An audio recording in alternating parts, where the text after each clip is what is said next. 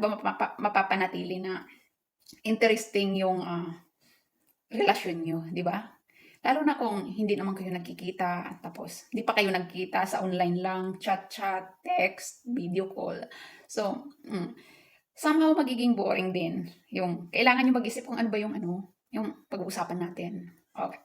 Kasi ako, sinasabi ko number one rule ko yan. Ayoko yung hindi pa kayo nagkikita hubad-hubad. Kasi may mga ganun. Alam niyo yung mga foreigner na i-chat kayo, tapos ganun lang yung hihingiin na send picture. Ay, nako.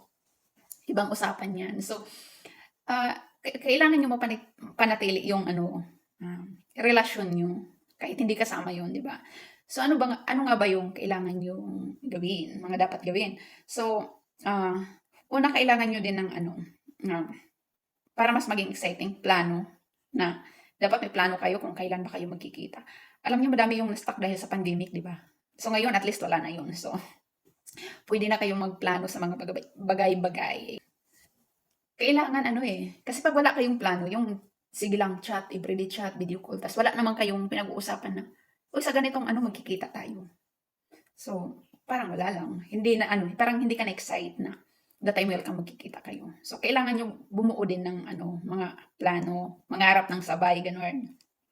Hindi naman sa kailangan madali agad, kailangan yun na. Pero at least, napapag-usapan yung future na sa ganitong time, yan, next year magkikita na tayo, di ba? Knowing na may aabangan kayo pareho. The time will come na magkakasama kayo. Nakaka-excite yun. Di ba? Ang sarap sa pakiramdam. Yan. Tapos kailangan open kayo sa isa't isa, open communication. Kasi mas connected yung relasyon nyo. Parang connected kayo sa bawat isa. Kung alam niya at alam mo yung daily routine. Kung ano ba yung ginagawa niya today, kung ano ba yung ginagawa mo today. Kailangan mas yun, parang hindi maalis kasi nga hindi kayo magkasama. Yung kaba, ano ba yung ginagawa niya ngayon? Siguro mamaya may babae na siya ganun. May kasama siyang babae or hindi talaga maiwasan yan. Lalo na makita mo online tapos hindi nag-reply na, kinabahan ka na. So kailangan open, maganda yung open communication. Kasi kung wala lang din naman yan, hindi mag-work yung relasyon nyo. Ayan. Tapos wag mo din naman sobrahan yung silos. Yung pag nagsilos ka, ilagay mo sa lugar. Wag mo siyang masyadong higpitan na nasupukit na yung tao. Yung kailangan bawat galaw. Okay, dapat nagpapaalam, pero wag mo sasabihin, ay naku, wag ka pumunta. Yung example, sabihin, lalabas ako kasama yung friends ko. Sino yung friends mo? Babae ba dyan? Wag ka pumunta. Wag ganun. Kasi normal yan sa foreigner yung may mga kaibigan, yan, lalaki, babae, ganun. Tapos lalabas. Normal yan. Kaya wag ka masyadong papikto, wag kang siloso. Unless talagang may nakikita ka. Kasi kung nakikita mo naman na niluloko ka, syempre red flag na yun. Huwag ka nang tumuloy. Di ba? Ano pa yung say-say ng kung wala kang tiwala at hindi mo na siya mapapagkatiwalaan. So, kasi yung sa LDR, yung magpapatibay ng relasyon nyo, yung tiwala talaga. Kasi kung wala kayong tiwala sa isa't isa, wala, hindi kayo tatagal. Lalo na yung, puro, dahil nga wala kang tiwala, away na lang kayo ng away. Parang hindi na tumawag, hindi, parang nakakawalang gana na mag-usap. Kasi nga, tuwing away nyo, pag-uusapan nyo silos. Galit ka. Ganun. So, wag ganon. Kasi what if pa kung magkasama na kayo, tas gano'n. So, too much talaga jealousy, nakakasira ng relasyon. So, dapat ilagay natin sa lugar yung mga silos-silos. Yung parang, as exciting kasi, yung tatawag siya or tatawag ka tuwing umaga or tuwing gabi na, alam mong hindi kayo magkagalit. Yung, wala lang, yung sweet kayo sa isa't isa. Kahit naman hindi super sweet, kahit hindi, yung tipong, alam nyo lang na comfortable kayong kausap yung bawat isa. Kasi wala kayong samaan ng loob. Di ba? Nakakatuwa. So, yan. Mahirap talaga yung mas mahirap yung LDR. Mas mahirap yan kaysa sa, magkasama kayo. Boyfriend, girlfriend, magkasama kayo. So, pero hirap ng LDR kasi napaka-challenging. Yeah. Ang daming, kailangang haraping challenges. Example, yung boyfriend mo kailangan working siya, tapos kailangan niya magantay ng leave, tapos mag-iipon pa kasi malayo, di ba? So, hindi lang yung hindi lang yung i-priority nyo yung kailan kayo magkikita. Isipin nyo din yung finances, kung paano ba, ano ba yung mga bagay na dapat niyong gawin para lang magkatotoo na at some point magkita din kayo. Para mayakap mo siya ng personal talaga, hindi yung plain kiss lang sabi ni Paul, di ba? So kaya yung parang hangga't maaari, iwasan nyo na yung mga bagay na nakakapag-pa-stress sa inyo online. Kasi yung knowing pala, yung pagplano pa lang sa pag-isip pa lang ng budget para magkita kayo, stressful na. Lalo na kung hindi masyadong mapera yung jowa mo, di ba?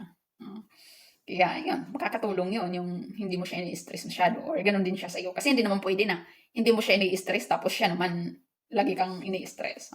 So it comes dapat both ways talaga. Dapat parehas kayo ng goal, parehas kayo ng plano. Kasi kahit mag-asawa na kayo, kung magkaiba kayo ng plano, hindi rin kayo tatagal. Kailangan same goal kayo eh. Kailangan isa yung pangarap nyo bilang mag-asawa. Mahirap naman yun, yung pangarap mo eh, limbawa, magbahay sa Pinas, tapos pangarap niya magkabahay kayo dito, di ba? Tigisa kayong bahay. Okay lang yung yung okay naman yan, yung parehas, pag-usapan niyo, sige magbahay muna tayo dito, tapos pag stable na kayo dito, magbahay kayo sa Pinas. Ganon. Pag yung kanya-kanya kayong pangarap. Kasi yung parang, sa akin lang ha, iwan ko kung may ganon, yung parang magkaiba naman kayo ng goal sa buhay. Sa akin, kasi kung anong plano ko, ganon yung sa asawa ko. Kasi mahirap kung magkaiba kayo ng gustong gawin. Yung, example, plano pag nag-retire kayo, saan niya gustong tumira at saan mo gustong tumira. Siyempre, pag hindi kayo magkasundo dyan, edi, nag-build ka ng retirement mo, tapos siya rin. Tapos magkaiba kayo, edi hiwalay na kayo. So, mahirap yung ganyan. So, kailangan isa yung goal niyo. Ayan, di ba?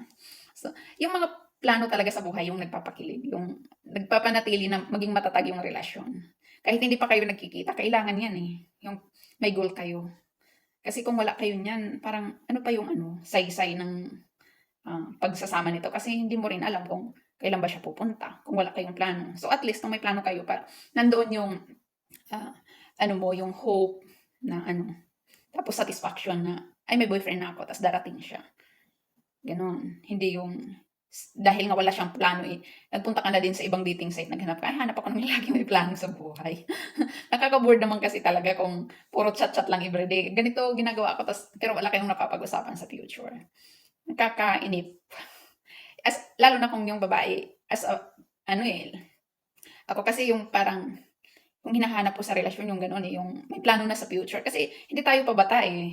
So, kailangan may concrete lang ka, hindi yung kung ano lang. Hindi yung chat-chat lang dyan. Hindi ako nagganon. Kasi isa lang yung naging ka-chat eh. No?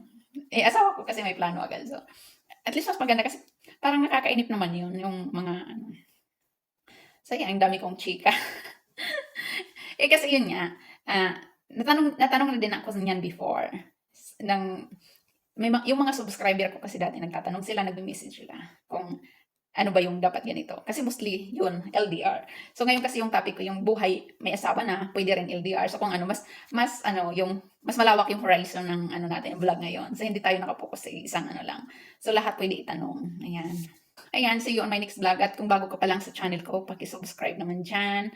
At na yung kalimbang dyan para laging updated ka sa mga videos ko. Ayan, and you are welcome na magtanong kung ano man. Share mo yung opinion mo, experience mo dyan sa comment section sa baba. Ayan, maraming salamat.